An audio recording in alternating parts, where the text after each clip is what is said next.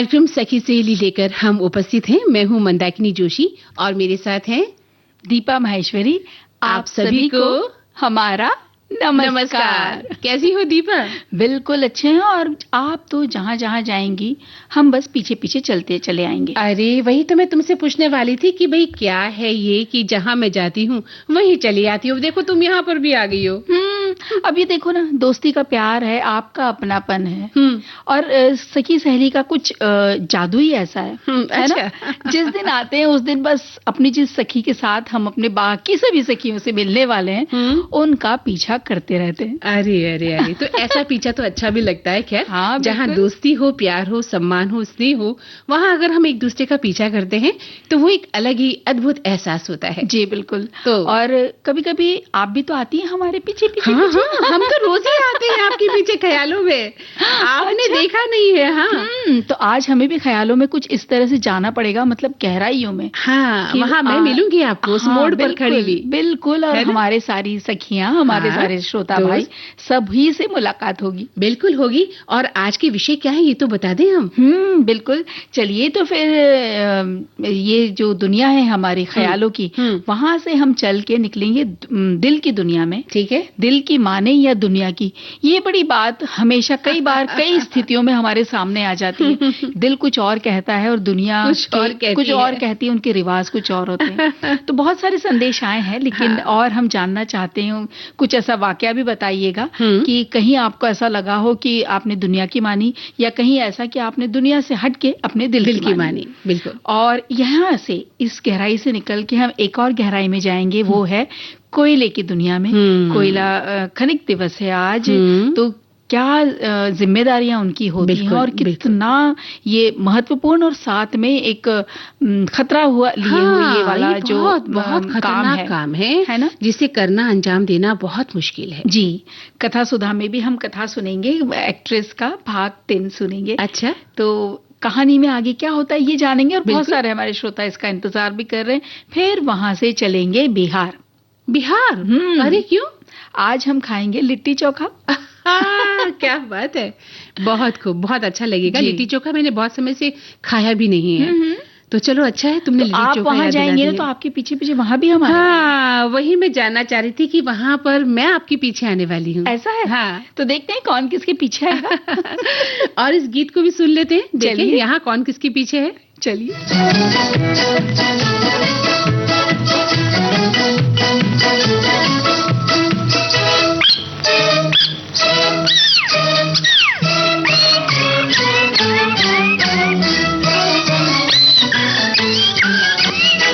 जहाँ मैं जाती हूँ वहीं चले आते हो, चोरी चोरी मेरे दिल में समाते हो।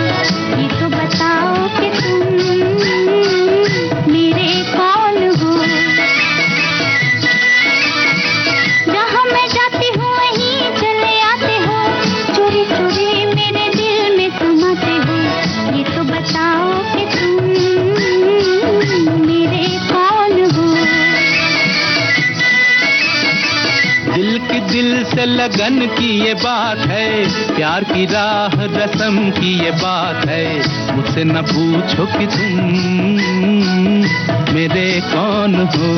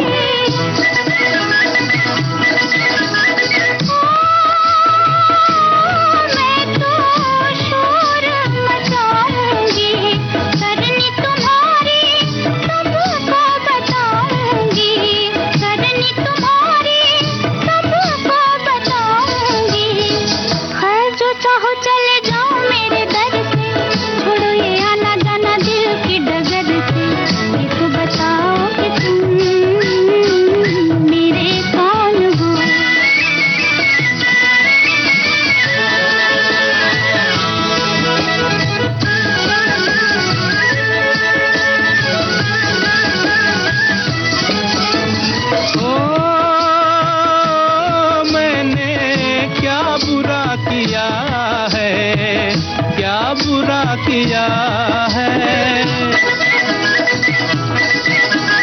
ओ मैंने क्या बुरा किया है, दिल देकर ही दिल ले लिया है, दिल देकर ही दिल ले लिया है। किसी बड़े ज्ञानी ध्यानी को बुलाओ, अभी अभी यहाँ फैसला कराओ, मुझसे न पूछो कि तुम मेरे कौन हो।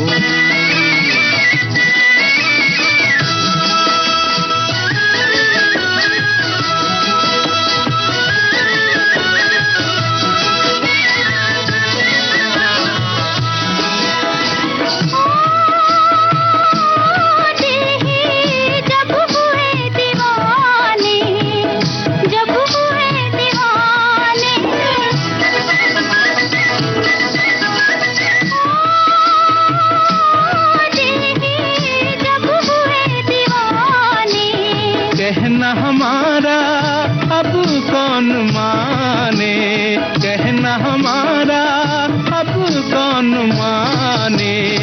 जहाँ मैं जाती हूँ वहीं चले आते हो, चोरी चोरी मेरे दिल में समाते हो। ये तो बताओ कि तुम मेरे कौन हो। मुझसे न पूछो कि तुम मेरे कौन हो। ये तो बताओ कि तुम मेरे कौन हो। तो दीपा, अगर हम आपसे पूछे ये तो बताओ कि तुम मेरे कौन हो, तो तुम क्या कहोगी? आप हमारी सखी हो, आप हमारी प्रिय हो। जैसे हमारी सारी सखियां हैं। हाँ, बिल्कुल वैसे ही हम प्यारे एक रिश्तों में गुथे हुए हैं, है ना? बिल्कुल। और हमारे कुछ साथी ऐसे भी हैं जो बहुत ही मेहनत कश तरीके से अपनी जिंदगी चला रहे हैं। उनसे भी हमारा रिश्ता उतना ही गंभीर है, क्योंकि हम उनकी जिंदगी के बारे में भी सोचते हैं। और तभी तो आज हम कोयला खनिक दिवस पर बात भी कर रहे हैं। बिल्कुल। और ये देखिए ना, ये दिन है एक खास आज का, जो उनको सम्मान करने का दिन है। हम कोयला निकालने में उनके कठिन परिश्रम के लिए उन्हें धन्यवाद देते हैं, जो खनन में काम करते हैं, जो हमारे देश के विकास और समृद्धि में एक बहुत बड़ा योगदान देते हैं। बिल्कुल दीपा, कोयला खनन कोई आसान काम नहीं है, और खनिक अपना पूरा दिन खदानों से कोयला खोदने और निकालने में बिता देते हैं। बिल्कुल। और 4 मई जो कि आज का दिन है, ये मनाया जाता है कोयला खनिक दिवस के रूप में। सिर्फ उत्सव ही नहीं है, मतलब एक कोई दिन रख नहीं दिया है, बल्कि औद्योगिक क्रांति से चले आ रहे कोयला खनन के इतिहास को भी याद करने का दिन है। ये इस जो कठिन जो पेशा है, इसमें योगदान देने वाले लोगों की मेहनत और उनके बलिदान को सम्मान देने का भी दिन है। बिल्कुल। और ये विशेष अवसर पर मेहनती श्रमिकों को सम्मानित करने के लिए भी समर्पित दिन है, जो कोयला निकालने के लिए धरती की गहराई में उतरते हैं। और ये कोयला हमारे देश को ऊर्जा प्रदान करने, इस्पात उत्पादन और सीमेंट निर्माण के लिए एक अमूल्य संसाधन भी है। बिल्कुल। और ये दिन उन समर्पित कोयला खनिकों के प्रति हार्दिक कृतज्ञता व्यक्त करने का प्रतीक है, जो हमारे उद्योग और दैनिक जीवन में आराम करने के लिए इनके खनन कर इसका जो कोयले का इसका खनन करते हैं। और कई सारी चुनौतियों का सामना करते हैं। बिल्कुल बिल्कुल। और जो कोयला खनन के प्रति उनकी जो अटूट प्रतिबद्धता है ना, वो हमारी अर्थव्यवस्था के आवश्यक क्षेत्रों को बनाए रखने में बहुत ही महत्वपूर्ण भूमिका निभाती है। बिल्कुल सही कहा आपने मंदाकिनी जी। और कोयला एक जीवाश्म ईंधनों में से एक है, जो कि बहुत जरूरी है, जिसमें इसमें ना बहुत सारा कार्बन होता है, कार्बन निकलता है। तो कोयले और प्रदूषित सांस लेने की वजह से खनिकों को कभी कभी फेफड़ों की बीमारी भी हो जाती है, और कभी कभी उन्हें सांस से संबंधित बहुत सारी समस्या भी हो जाती है। बिल्कुल। तो ये दिन उनके जीवन में सुधार हो, उसके प्रति प्रोत्साहन को भी बढ़ाता है। बिल्कुल सही कहा आपने दीपा, क्योंकि कोयला खनिक दिवस हम सभी के लिए एक ऐसा अवसर है जब हम रुककर कोयला खनिकों के प्रयासों से संभव हुई अपनी जिंदगी की अच्छी चीजों की सराहना कर सकते हैं। जी। और इसे मनाने का सबसे अच्छा तरीका कि अगर आपके आसपास कोई ऐसा खदान है जहाँ पे कि इस तरह से कोयला या किसी और धातु का खनन होता हो, तो वहां आप अपने बच्चों को ले जाइए, खुद भी जाइए, देखिए सामने से कि किस तरह से और कितनी मुश्किलों मुश्किल हालात में वो काम करते हैं, या फिर खनिकों की कड़ी मेहनत को समझना और उन्हें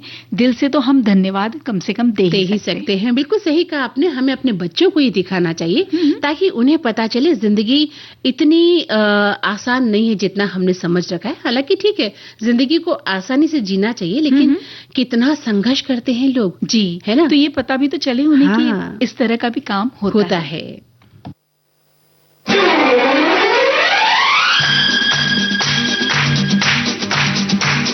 Jolly, jolly, jolly, jolly. Jolly, jolly, jolly, jolly.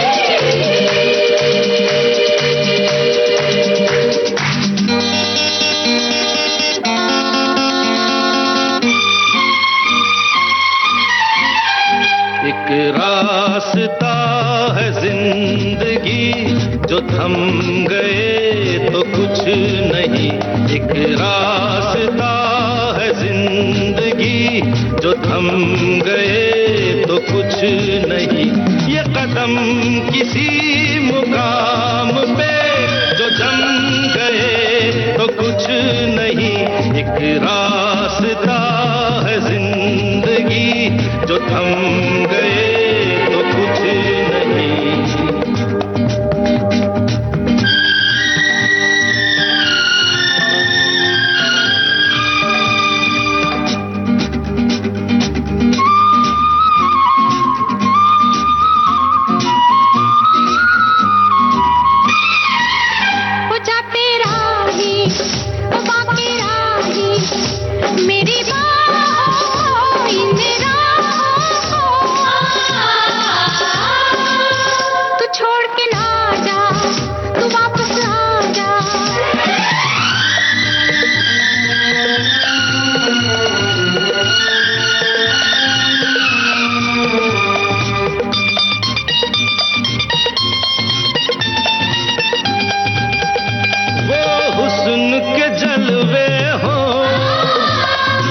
इश्क की आवाज़ें आजाद परिंदों की रुकती नहीं परवाज़ें, जाते हुए कदमों से आते हुए कदमों से भरी रहेगी राह गुजर, जो हम गए तो कुछ नहीं, एक रास्ता है जिंदगी जो थम गए तो कुछ नहीं, ये कदम किसी मुकाम पे जो जम गए तो कुछ नहीं।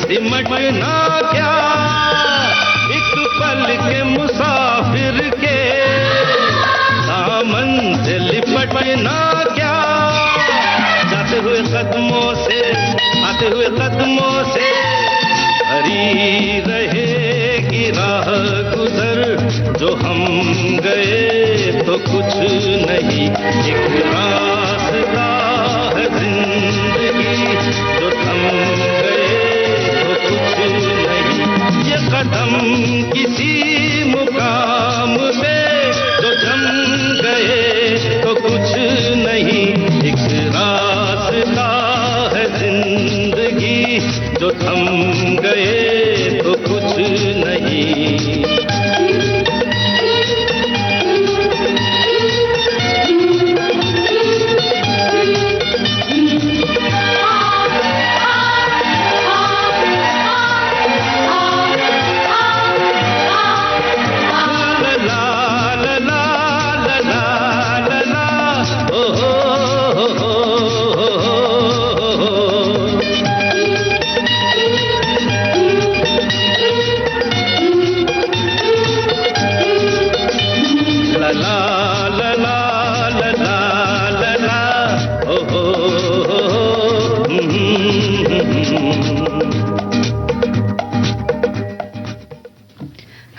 तो दीपा, बहुत ही सुंदर गीत था ये, और काला पत्थर फिल्म का गीत था ये, और ये फिल्म इन्हीं कोयला खदानों के ऊपर बनी हुई फिल्म थी, है ना? और कितने अच्छे से हमें देखने को मिलता है उसमें कि कितनी दिक्कतों में, कितनी मुश्किलों में हमारे जो खनिक हैं वो काम करते हैं। और यही बात एक संदेश कहता है कि आज के दिन समस्त विश्व में कोयला खनिक दिवस के रूप में मनाया जाता है। ये दिन कोयला खनिकों की कठिन मेहनत और समाज में उनके योगदान को याद करने के लिए मनाया जाता है। साथ में एक और संदेश कहता है कि जो खदानों में अत्यंत जोखिम भरी परिस्थितियों में काम करने वाले खनिकों के साहस, समर्पण और राष्ट्र के विकास में उनके योगदान को सम्मानित करता है।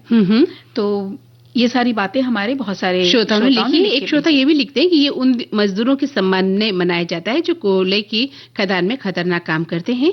कोयले की खदान में काम करना बहुत ज्यादा खतरनाक होता है, और ये दिन उन मजदूरों की मेहनत और अर्थव्यवस्था में उनके योगदान को याद करने का दिन है, उनके प्रति आभार व्यक्त करने का दिन है।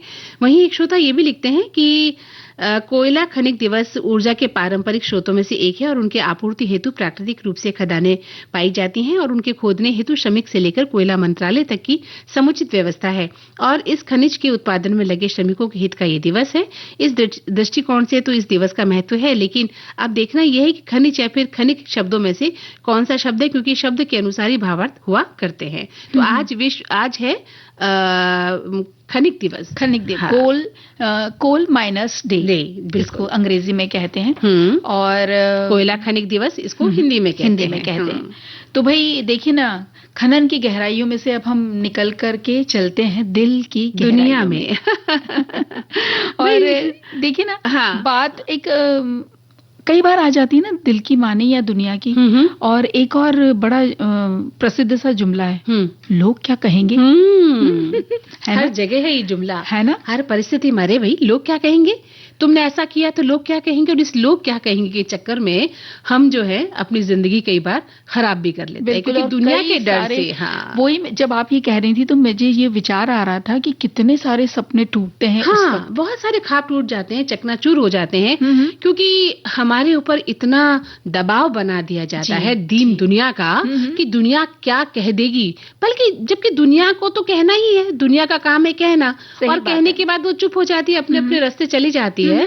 और अगर आपने अपने सपने चकनाचूर कर ली, तब भी दुनिया को कोई मतलब नहीं होता कि आप अपनी जिंदगी को बोझ समझकर जी रहे हैं या अपने सपनों को जी रहे हैं। बिल्कुल, है ना? और दुनिया तो ये चाहती है कि बस एक निश्चित समय तक पढ़ाई करो, उसके बाद शादी कर लो, उसके बाद आपका घर संसार बस जाए, और फिर बस उसी ढर्रे पे चलते चले जाइए जो बरसों से हमारे यहाँ ढर्रा चल रहा है। अरे उसमें कुछ परिवर्तन, अगर कोई लड़की खास तौर से या कोई बच्चा लाना चाहता है, कोई युवा, तो देखिए वो गलत तो नहीं कर रहा है। सही बात है। ये देखिए ना, उसके सपने हैं, अगर वो सही समय पर पढ़ के फिर शादी विवाह करना चाहता है या गृहस्थी बसाना चाहता है, तो लोग उसको चैन की सांस नहीं लेने देते। सही बात। घर वाले भी कई बार, हालांकि दीन दुनिया के डर से वो भी डर के मारे ही बच्चों को दबाव बनाते हैं कि भाई दुनिया क्या कहेगी, है ना? इस दुनिया क्या कहेगी के चक्कर में जो है जिंदगी बहुत अजीबोगरीब हो जाती है। बिल्कुल। और एक सवाल ये आता है कि कब दुनिया की माने और कब दिल की माने। तो हम अपने श्रोताओं से भी जानना चाहते हैं कि आपको क्या लगता है कि कब दुनिया की माननी चाहिए और कब दिल की माननी चाहिए। वैसे उन्होंने बहुत सारी बातें लिखी भी हैं। हमें जो लगता है कि भाई जब सुरक्षा की बात आए, नैतिकता की बात आए, या अपनों के हित के लिए कुछ अगर करना पड़े, तो शायद आप बड़ों का अनुभव को आप उनको इस्तेमाल कर सकते हैं। वो जो परिस्थिति आपके सामने आई है, वहां आप बड़ों की बात को ले सकते हैं। उनका कोई पुराना अनुभव है, उससे आप कुछ सीख ले करके बिल्कुल अपनी जो दिल की बात है उसको साथ में मिला करके काम कर सकते हैं। हाँ, मतलब कोई मध्यम मार्ग निकलना चाहिए ना। ऐसा नहीं कि आपने जिद में आकर कुछ भी कर लिया। आप चाहे जो डिसीजन ले लें वो समाज के हित में नहीं भी हो सकते हैं डिसीजन, ऐसा नहीं है। लेकिन लोग क्या कहेंगे वाला जो जुमला लेकर जब हम अपने सपनों का गला घोट लेते हैं, और क्योंकि दुनिया हम एक सांचे में ढालना चाहती है, जैसा तुमने कहा, और क्या हमने कभी गौर किया कि हमारे भीतर एक प्यारी सी आवाज है वो आवाज जो गूंजती है तब आप अपनी पसंद की कोई काम करना चाहते हैं, आप अपने पसंद पे गुनगुनाना चाहते हैं, आप अपनी पसंद से नृत्य करना चाहते हैं, पेंटिंग बनाना चाहते हैं, है ना, दुनिया में नाम करना चाहते हैं। लीक से हटकर आप चाहते हैं थोड़ा सा लीक से हटकर मैं अपनी जिंदगी बिताऊं, और वो है आपके दिल की आवाज। बिल्कुल। और एक कहानी है छोटी सी, हमारे एक श्रोता ने लिख भेजी है, ये पढ़ के बताना चाहते हैं कि एक पंचतंत्र की कहानी में उन्होंने पढ़ा था कि एक गधे को लेकर एक बाप और बेटा जा रहे थे, देश घूमने के लिए निकले थे। कभी बेटा गधे पे बैठता तो लोग कहते बेटा बैठा है, अब बाप पैदल चल रहा है। जब बाप बैठ जाता तो लोग कहते कि कैसा बाप है, गधे पर बैठा है और बेटा पैदल चल रहा है, पैदल चला रहा है। तब उन्होंने दुनिया से तंग आकर के दोनों बाप बेटा बैठ जाते हैं, तो लोग कहते हैं कैसे निर्दय हैं, दोनों बाप बेटे एक ही जानवर पर बैठ गए हैं। तो भैया ये दुनिया है, कुछ भी करोगे तो कुछ तो सुनना ही पड़ेगा। तो इनका तो ये कहना है, हमारी सखी ये कह रही है कि छोड़ो बेकार की बातें, दुनिया का मजा ले लो, दुनिया तुम्हारी ही है। बिल्कुल, शमशाद बेगम की जो आवाज में ये गाना है ना, दुनिया का ले लो मजा, दुनिया तुम्हारी है। बिल्कुल सही कहा उन्होंने कि अगर आप इस तरह से दुनिया की सुनेंगे तो आप कुछ भी नहीं कर सकते हैं। लेकिन कई बार क्या होता है कि दिल की सुनना का मतलब हो जाता है बागी हो जाना, कि हम बागी हो गए हैं, हमने विद्रोह कर दिया है ना। और खासतौर से अगर लड़कियां अपने दिल की बात कर लें तो आज भी कहा जाता है देखो कितनी जिद्दी है, अपने माता पिता का कहना ही नहीं मानती, उसको समाज में रहना ही नहीं आता है, समाज की चिंता ही नहीं है। ये बात कहीं ऐसा नहीं है कि छोटे शहर, सब जगह है, सब जगह है, ये हर जगह है कि देखिए माँ बाप ने इसको संस्कार ही नहीं दिए है ना, जाने क्या अपने तरीके से सोच रही है। तो ये जब बातें जब आती हैं तो एक लड़की के लिए जीना बड़ा मुश्किल हो जाता है। एक श्रोता लिखते हैं कि दिल की माने या दुनिया की माने, विशेष बात सोचने लायक है, गंभीर है, लेकिन मुझे लगता है कि दोनों की बात माननी चाहिए, लेकिन देखना यह है कि कौन सही है कौन गलत। अगर आपको लगता है कि आपका दिल सही है और बेशक दिल की माने, लेकिन कभी कभार दिल गलत हो जाता है, तो आप समाज को देखिए। दुनिया अगर कह रही है दुनिया की माननी है, लेकिन अगर आपको लगता है कि दुनिया आपको कितना भी रोक ले, हमें वही करना है जो हम करना चाहते हैं, तो फिर वो आपको सोचना होगा कि आप क्या चाहते हैं। बिल्कुल। और वहीं एक और संदेश आया है, ये कहती हैं कि जो लोग दुनिया क्या कहेगी ये सोचकर जीते हैं, वो कभी खुश नहीं रह पाते, आगे बढ़ नहीं पाते, और उनकी हालत कुएं के मेंढक की तरह हो जाती है, उनकी जिंदगी सीमित दायरे में सिमट कर रह जाती है। अगर बड़े बड़े समाज सुधारक दुनिया की मानते तो आज महिलाओं का और समाज का जो विकास हुआ है वो शायद नहीं होता। तो इसलिए वो कह रही हैं कि हम आज एक विकसित समाज में जी रहे हैं, जहाँ पे हमें दुनिया के साथ अपने दिल की भी सुनना बहुत जरूरी है। बहुत सही बात। और एक श्रोता लिखते हैं कि हम बोलते जरूर है कि दिल की सुने, लेकिन मुझे जहां तक लगता है हम सभी जमाने के हिसाब से ही चलते हैं। ये क्या कहेगा, वो क्या कहेगा, इसमें ही हमारी जिंदगी खत्म हो जाती है। बिल्कुल सही कहा है। और आप कहें तो एक गीत सुन ले, चलिए।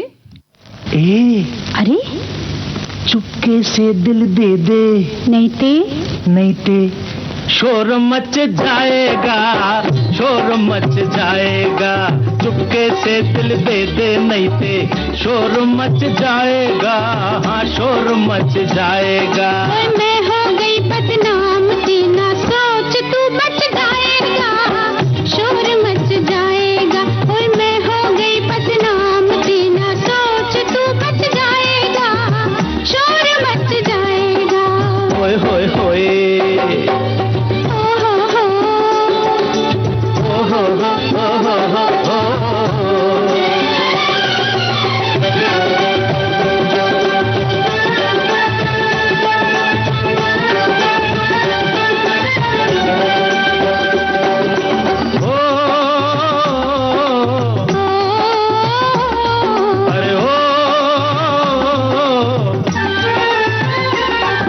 रात अकेले में मिलते हैं चांद चकोरी, वो छुप छुप के मिल जाना, कहाँ सपनों में आके ओ गोरी।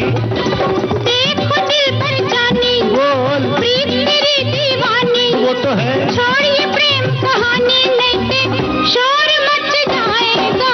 चुपके से दिल दे दे, नहीं ते शोर मच जाएगा, हाँ शोर मच जाएगा। मैं हो गई बदनाम, सीना सोच तू बच जाएगा, शोर मच जाएगा। लई लई लई, ला ला ला, ला ला ला ला।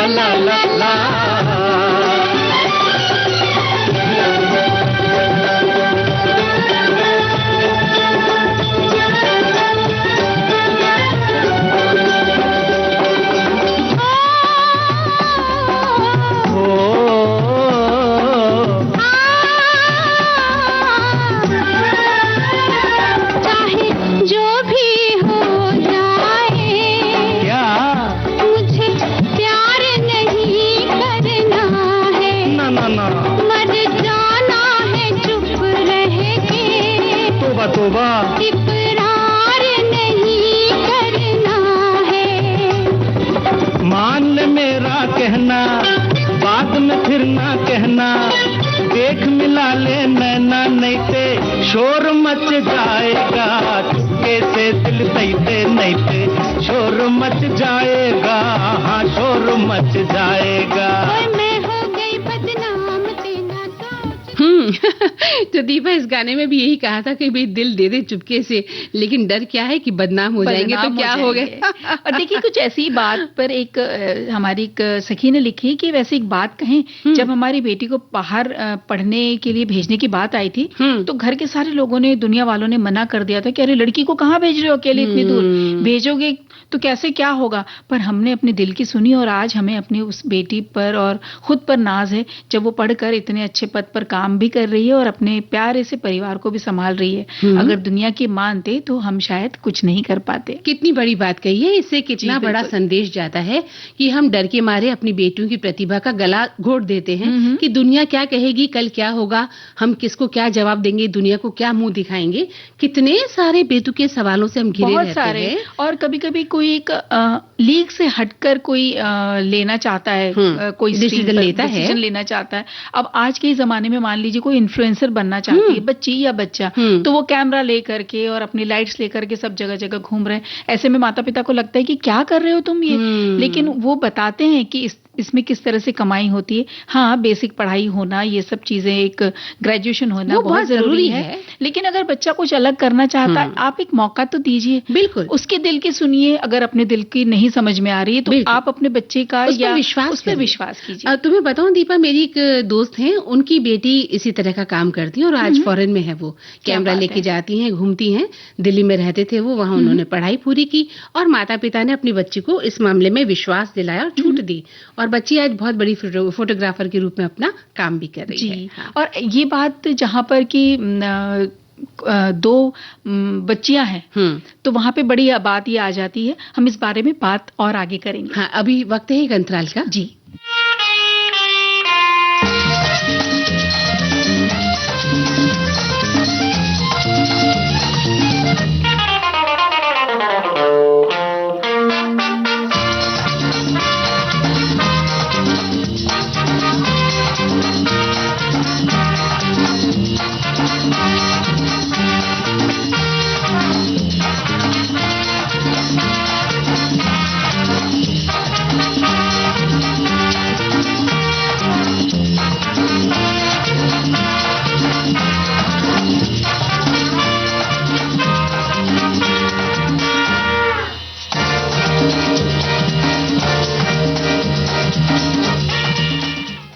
इस अंतराल के बाद सभी सुनने वालों का फिर से स्वागत है।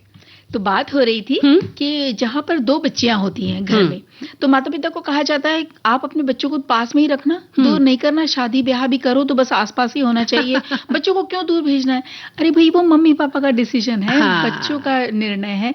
हम क्यों बोले, लेकिन दुनिया आपको जहाँ सिर्फ बच्चियां होती है ना, बहुत उनको टोका टाकी किया जाता है। बहुत दिक्कत आती है उनको, माता पिता को, क्योंकि समाज में दुनिया भर के लोग हैं जो आप पर नजर है, उनकी अपने घर पे नजर नहीं होती, दूसरों के घर पे, दूसरों की बेटियों पर निगाह होती है कि वो कहाँ जाएगी, क्यों जाएगी, कैसे जाएगी। तो इस तरह के डिसीजन माता पिता के अपने डिसीजन है, उन्हें लेने दीजिए और बच्चों को आगे बढ़ने दीजिए। अब देखिए, हमारे एक श्रोता लिखते भी हैं कि दिल की माने या दुनिया की दिल की माने तो वो हमें क्या चाहिए, क्या खुशी देता है, कहाँ सुकून मिलेगा। वहीं दुनिया की माने तो हकीकत दिखाती है, जिम्मेदारियां, पैसा, रिश्ता, जोखिम। फैसला दिल से शुरू करो, लेकिन उसको दिमाग और हकीकत से चेक भी करो। सही बात है। और एक हमारे श्रोता भाई लिखते हैं कि दिल की माने या दुनिया की, भाई समय समय पर दोनों की मान लीजिए ना, क्योंकि रहना तो आपको दुनिया में ही है और दिल ना हो फिर रहेंगे कैसे। इसलिए समय का सदुपयोग कीजिए, दोनों की दिमाग से सुन लीजिए। बस इतनी सी बात है। जब दुनिया से दिल उब जाए तब दिल की दिमाग के साथ मान लीजिए। आखिर विवेक भी तो कोई बात है ना। तो देखिए, बात तो सही है, लेकिन ऐसा नहीं है कि हम दिल से उब गए तो हम दुनिया की सुन लें, और दुनिया से उब गए तो दिल की सुने। जो सही होगा जीवन, डिसीजन लेना बहुत जरूरी। वही कहा ना, विवेक से काम लेना होता है जी। एक श्रोता लिखते हैं कि दिल की माने या दुनिया की, असल में ये कोई सीधा सवाल नहीं है। ये जिंदगी के उन मोड़ों का सवाल है जहाँ दोनों रास्ते अलग अलग दिशा में जाते हैं। दिल अक्सर धीरे से कहता है यही सही है, बस महसूस करो, और दुनिया जोर से कहती है सोचो समझो फिर कदम बढ़ाओ। सिर्फ दिल की मानोगे तो कभी कभी ठोकर लग सकती है, और सिर्फ दुनिया की सुनोगे तो अंदर कहीं खालीपन रह सकता है। शायद सही रास्ता बीच का होता है, जहाँ दिल की बात सुनी जाए लेकिन दुनिया की समझ भी साथ में रखी जाए। सही कहा आपने।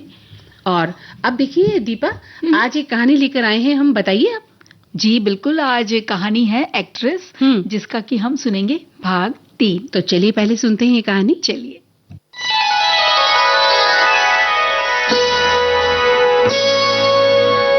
कथा सुधा, भाव भरी कहानियों का सागर, जिसकी लहरें कभी मुस्कुराहट सजाएंगी तो कभी आंखें नम कर जाएंगी। सामाजिक सरोकार से लेकर परिवार तक की होंगी बातें। कुछ मनोरंजन होगा तो कुछ सीख भी मिल जाएगी। हर बार नई अनसुनी कहानी की अलग अंदाज में होगी बयानी।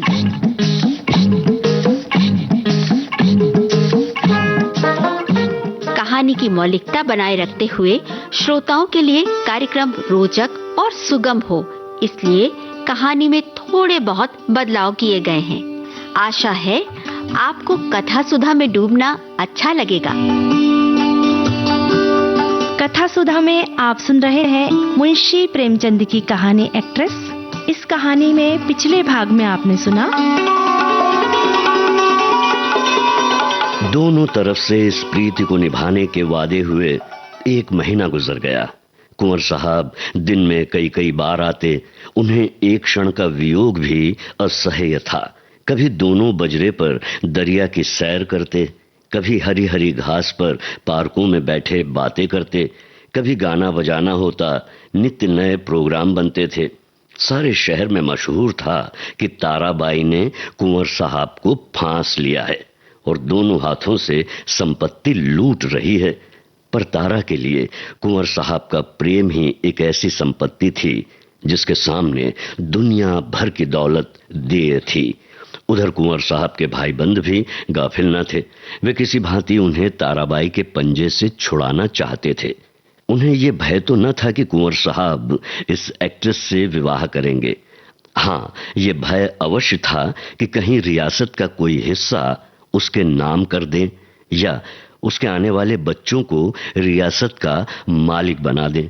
कुंवर साहब पर चारों ओर से दबाव पड़ने लगे, यहाँ तक कि यूरोपियन अधिकारियों ने भी उन्हें विवाह कर लेने की सलाह दी। उस दिन संध्या समय कुंवर साहब ने ताराबाई के पास जाकर कहा, मैंने वकीलों से पूछ लिया है, एक कानून ऐसा है जिसके अनुसार हम और तुम एक प्रेम सूत्र में बंध सकते हैं। उसे सिविल मैरिज कहते हैं। मैं प्रातःकाल आ जाऊंगा, तैयार रहना। तारा सिर झुकाए रही, मुंह से एक शब्द ना निकला। कुंवर साहब चले गए, पर तारा वहीं मूर्ति की भांति बैठी रही।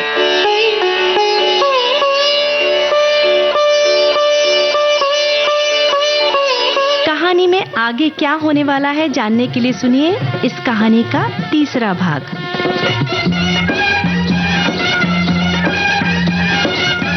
विवाह का एक दिन और बाकी है। तारा को चारों ओर से बधाइयां मिल रही हैं। थिएटर के सभी स्त्री पुरुषों ने अपनी सामर्थ्य के अनुसार उसे अच्छे अच्छे उपहार दिए हैं। कुंवर साहब ने भी आभूषणों से सजा हुआ एक सिंगारदान भेंट किया है।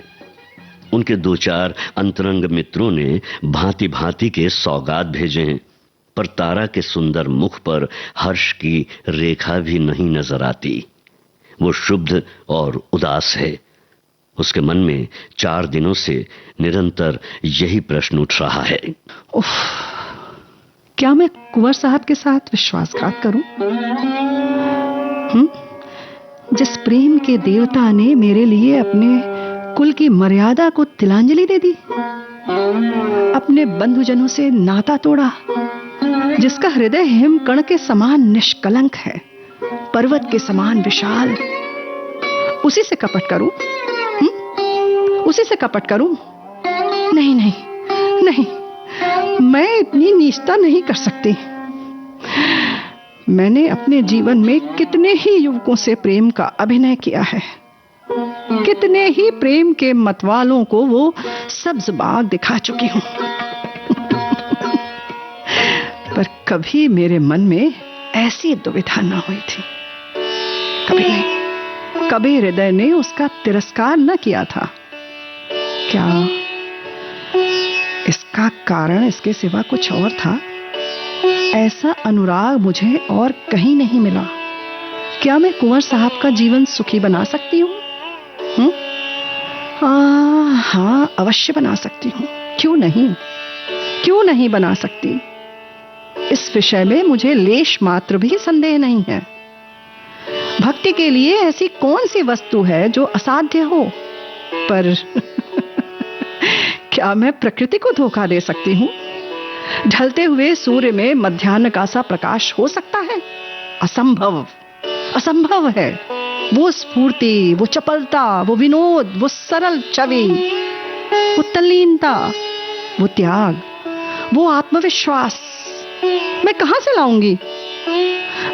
से लाऊंगी वो आत्मविश्वास जिसके सम्मिश्रण को यौवन कहते हैं? नहीं, मैं कितना भी चाहूं पर कुंवर साहब के जीवन को सुखी नहीं बना सकती। नहीं बना सकती। ये नौबत ही क्यों आने दी मैंने? क्यों कृत्रिम साधनों से, बनावटी श्रृंगार से कुंवर साहब को धोखे में डाला? अब इतना सब कुछ हो जाने पर मैं किस मुंह से कह सकूंगी कि मैं रंगी हुई गुड़िया हूं? जवानी मुझसे कब की विदा हो चुकी है। अब केवल उसका पदचिन्ह रह गया है। हाँ, केवल पदचिन्ह।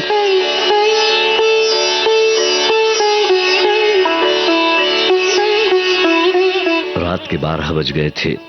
तारा मेज के सामने इन्हीं चिंताओं में मग्न बैठी थी। मेज पर उपहारों के ढेर लगे हुए थे, पर वो किसी चीज की ओर आंख उठाकर भी न देखती थी। अभी 4 दिन पहले वो इन्हीं चीजों पर प्राण देती थी। उसे हमेशा ऐसी चीजों की तलाश रहती थी जो काल के चिन्हों को मिटा सके, पर अब उन्हीं चीजों से उसे घृणा हो रही है। तारा ने सोचा, प्रेम सत्य है। सत्य और मिथ्या दोनों एक साथ नहीं रह सकते। सोचती हूं क्यों न यहां से कहीं भाग जाऊं, किसी ऐसी जगह चली जाऊं जहां कोई मुझे जानता भी ना हो। कुछ दिनों के बाद जब कुंवर साहब का विवाह हो जाए तो फिर आकर उनसे मिलूं और ये सारा वृत्तांत उनसे कह सुनाऊं। इस समय कुंवर साहब पर वज्रपात सा होगा। न जाने उनकी क्या दशा होगी, पर इसके सिवा और कोई मार्ग नहीं है। मुझे कितना ही दुख क्यों ना हो, मैं अपने प्रियतम के साथ छल नहीं कर सकती। नहीं कर सकती। मेरे लिए इस स्वर्गीय प्रेम की स्मृति, इसकी वेदना ही बहुत है और इससे अधिक मेरा अधिकार नहीं।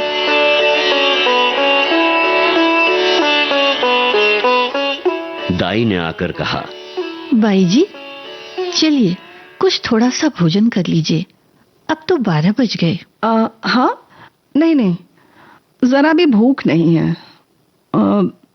सुनो, ऐसा करो तुम जाकर खा लो। देखिए मुझे भूल ना जाइएगा, मैं भी आपके साथ चलूंगी। अरे मैं तुझे कैसे भूल सकती हूँ? अच्छा एक बात बता, अच्छे कपड़े बनवा रखे हैं ना? अरे बाई जी, मुझे अच्छे कपड़े लेकर क्या करना है, आप अपना कोई उतारा दे दीजिएगा। दाई चले गई। तारा ने घड़ी की ओर देखा, सचमुच 12 बज गए थे। केवल 6 घंटे और हैं। प्रातःकाल कुंवर साहब उसे विवाह मंदिर में ले जाने के लिए आ जाएंगे। हे भगवान, जिस पदार्थ से तुमने इतने दिनों तक मुझे वंचित रखा, वो आज क्यों सामने ले आए? वैसे ये भी तुम्हारी ही क्रीड़ा है। तारा ने एक सफेद साड़ी पहन ली, सारे आभूषण उतार कर रख दिए। गर्म पानी मौजूद था, साबुन और पानी से मुंह धोया और आईने के सम्मुख जा खड़ी हो गई। कहां थी वो छवि, वो ज्योति जो आंखों को लुभा लेती थी? रूप वही था, पर कांति कहां? अब भी वो यौवन का स्वांग भर सकती है? तारा को अब वहां एक क्षण भी और रहना कठिन हो गया। मेज पर फैले हुए आभूषण और विलास की सामग्रियां मानो उसे काटने लगी। ये कृत्रिम जीवन असह्य हो उठा। खस और बिजली के पंखों से सजा हुआ शीतल भवन उसे भट्टी के समान तपाने लगा। उसने सोचा, कुछ समझ नहीं आ रहा है, कहां भाग जाऊं? रेल से भागती हूं तो भागने ना पाऊंगी।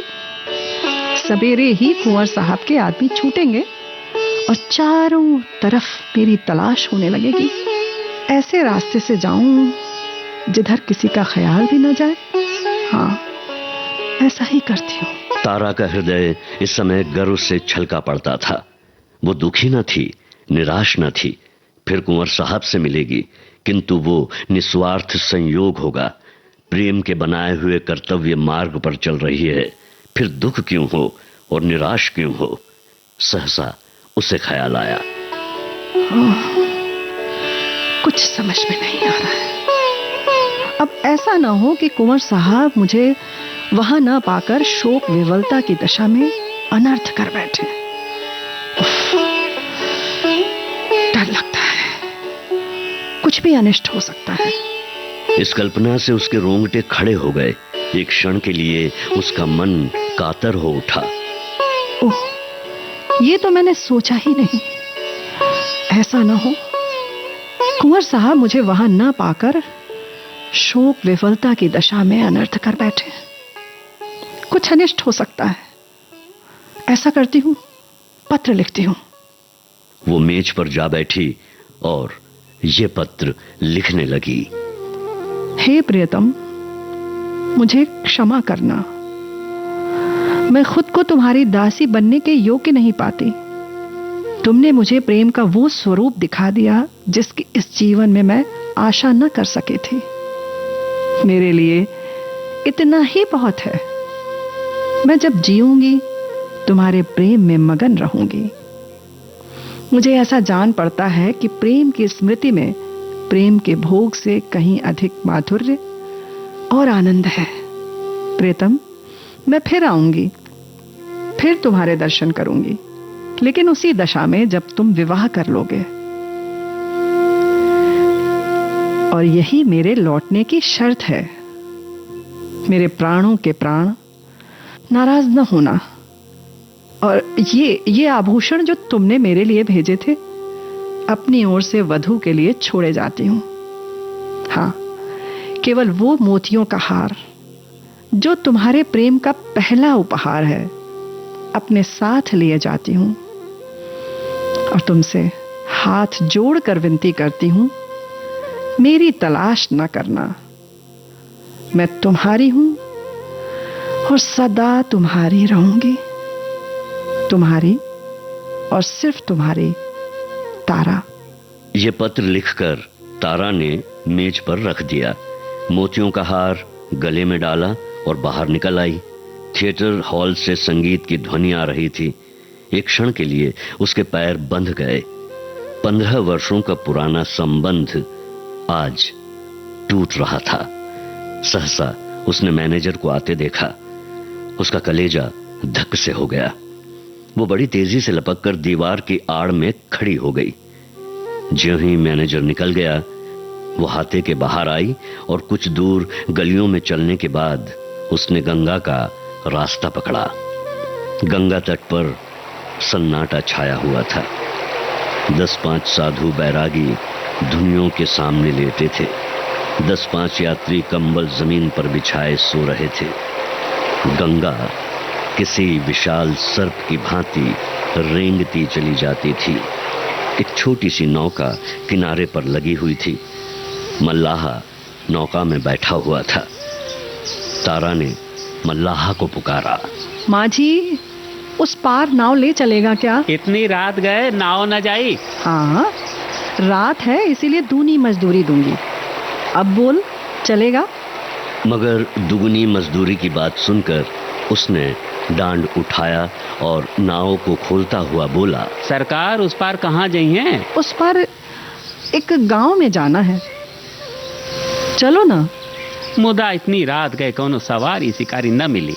कोई हर्ज नहीं, बस तुम मुझे उस पार पहुंचा दो मांझी। हाँ, उस पार पहुंचा दो। मांझी ने नाव खोल दी। तारा उस पर जा बैठी और नौका मंद मंद गति से चलने लगी, मानो जीव स्वप्न साम्राज्य में विचर रहा हो।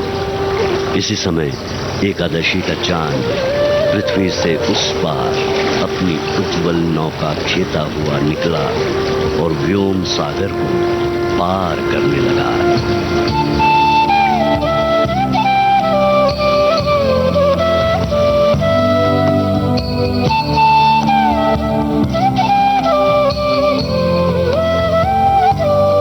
कथा सुधा में आप सुन रहे थे मुंशी प्रेमचंद की कहानी एक्ट्रेस। आज आपने सुना इस कहानी का तीसरा भाग। पात्र परिचय इस प्रकार है: सूत्रधार जी श्याम, कुंवर निर्मलकांत, जयंत पात्रीकर, अभिनेत्री तारा देवी, रेणु चतुर्वेदी, दाई संगीता श्रीवास्तव, माझी राजेश झा, प्रस्तुति अनुश्री पाठक, परिकल्पना और निर्देशन रेणु चतुर्वेदी।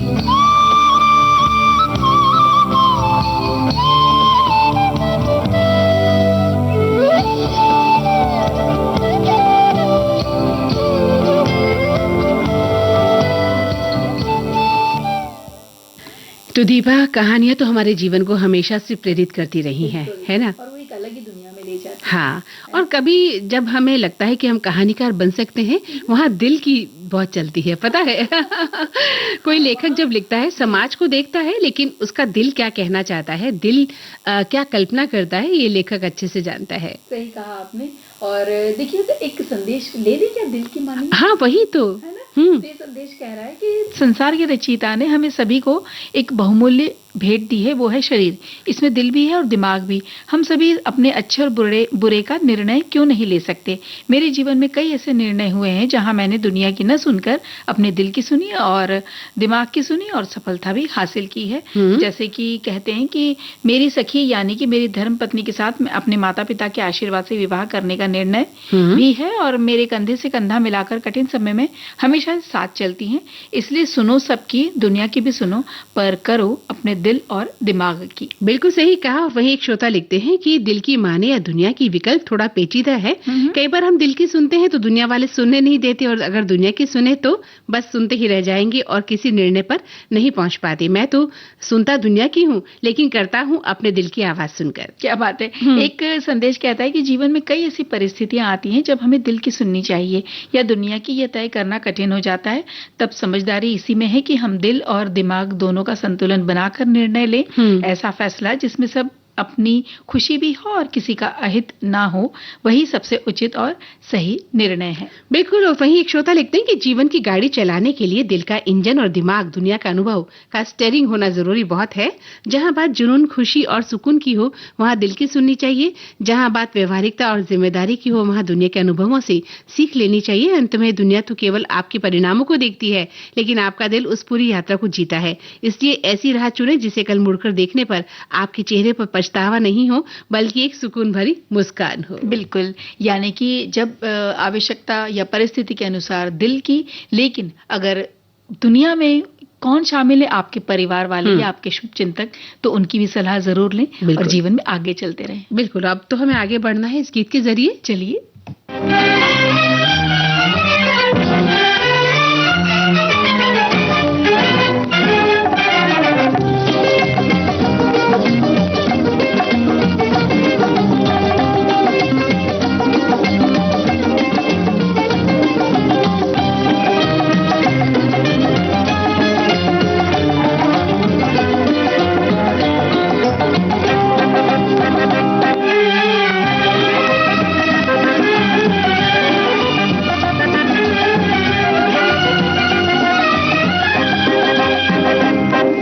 वो चांद मुस्काया, सितारे शर्माए, हमारा भी दिल ना मचलने लगे। जो हाथ में हमारे ये हाथ है तुम्हारा, दिए से निगाहों में जलने लगे। वो चांद मुस्काया।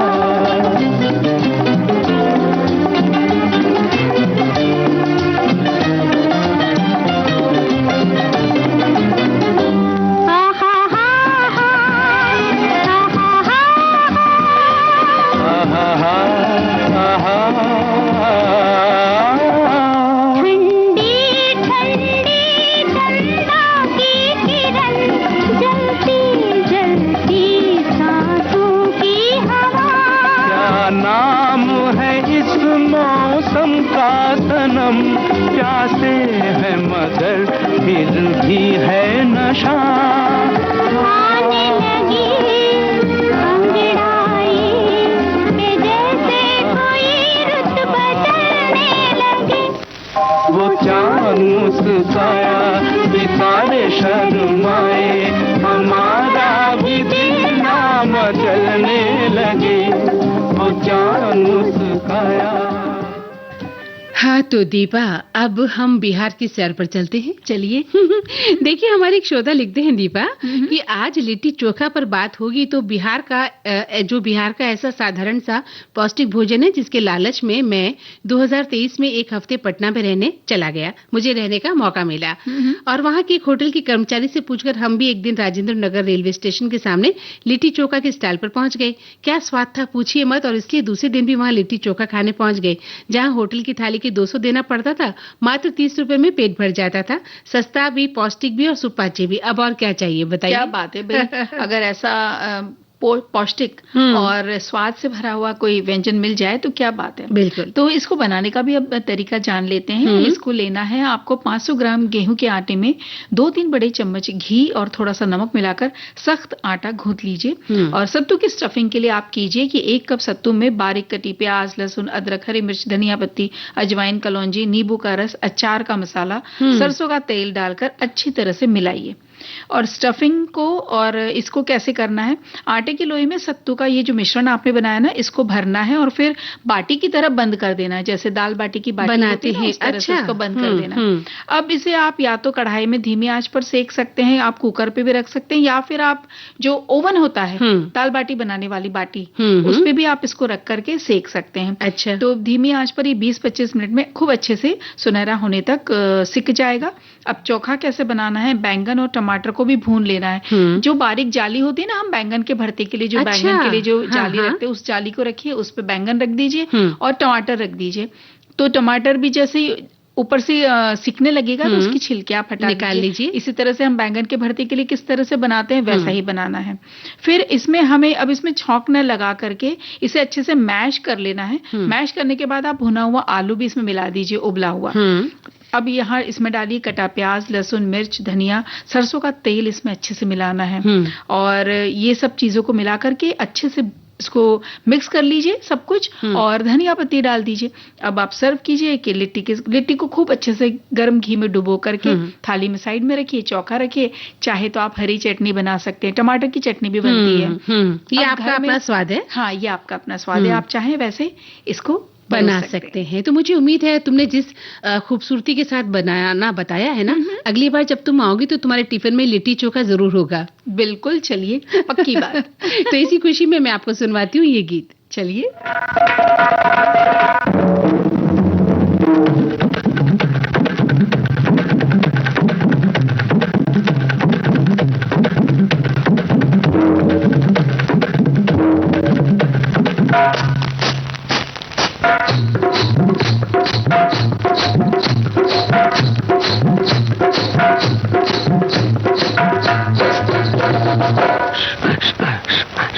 चुनरी संभाल गोरी, उड़ी चली जाए रे।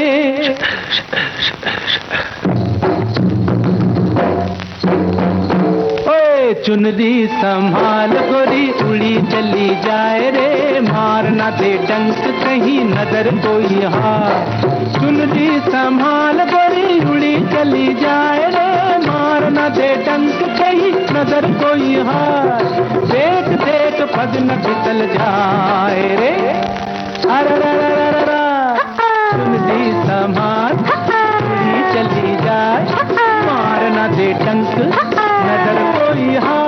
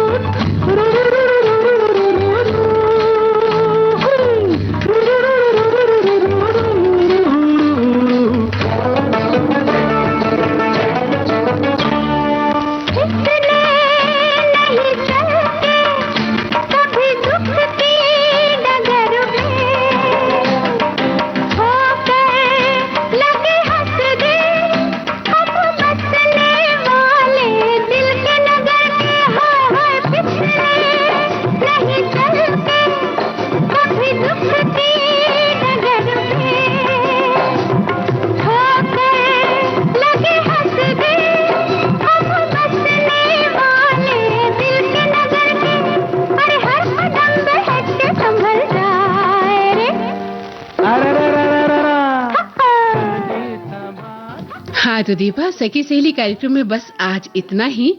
अगले कार्यक्रम में फिर मिलेंगे, तब तक के लिए मंदाकिनी जोशी और दीपा माहेश्वरी को आज्ञा दीजिए। नमस्कार।